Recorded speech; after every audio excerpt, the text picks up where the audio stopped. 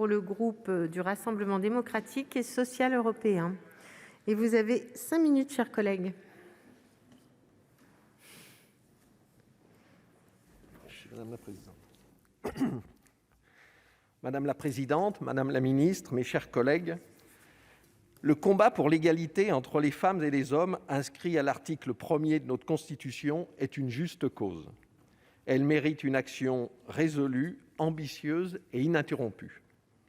En parallèle, l'article 2 de notre Constitution dispose que la langue de la République est le français. Il s'agit d'un facteur d'intégration, d'appartenance et de rayonnement de la culture française. Notre langue nationale constitue le socle fondamental de notre fraternité républicaine. Le débat sur l'écriture épicène, dite inclusive, met en jeu ces deux exigences constitutionnelles, mais au-delà, elle interroge notre façon de faire société à travers le langage.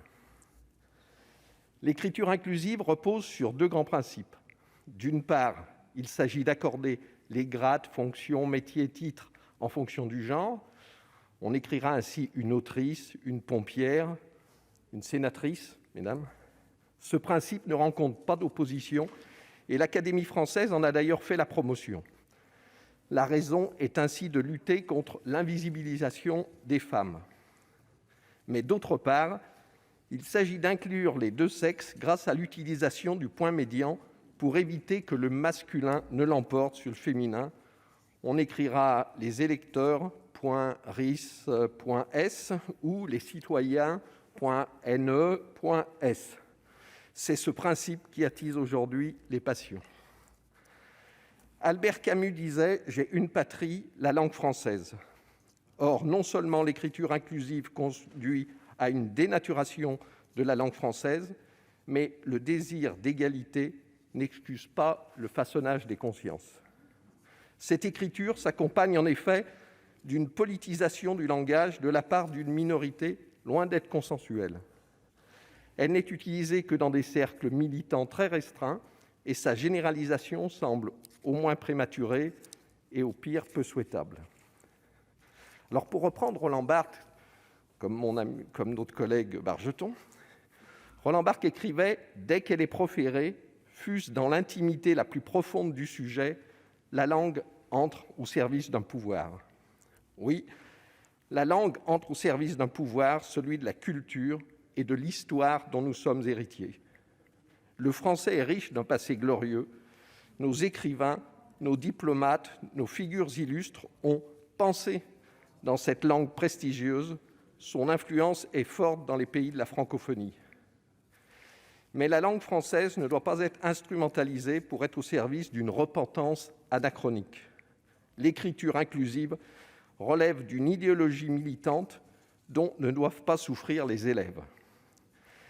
Alors que les élèves ont de plus en plus de mal à savoir lire et écrire, comme nous le démontrent les classements PISA, nous ne pouvons pas nous permettre d'alourdir et de complexifier l'apprentissage de la langue française. L'Académie française a déjà alerté sur le risque d'aboutir à une langue désunie, disparate dans son expression et créant une confusion qui confine à l'illisibilité. L'écriture inclusive consacre une rupture sans précédent entre la langue parlée et la langue écrite. Si chacun est libre d'utiliser divers moyens de communication dans son espace privé, les services publics ainsi que leurs agents ne doivent pas communiquer par écrit dans une langue aussi incomprise que discriminante. À cet égard, je ne peux que soutenir la décision du ministre de l'Éducation nationale de rejeter l'usage de l'écriture inclusive dans les manuels scolaires.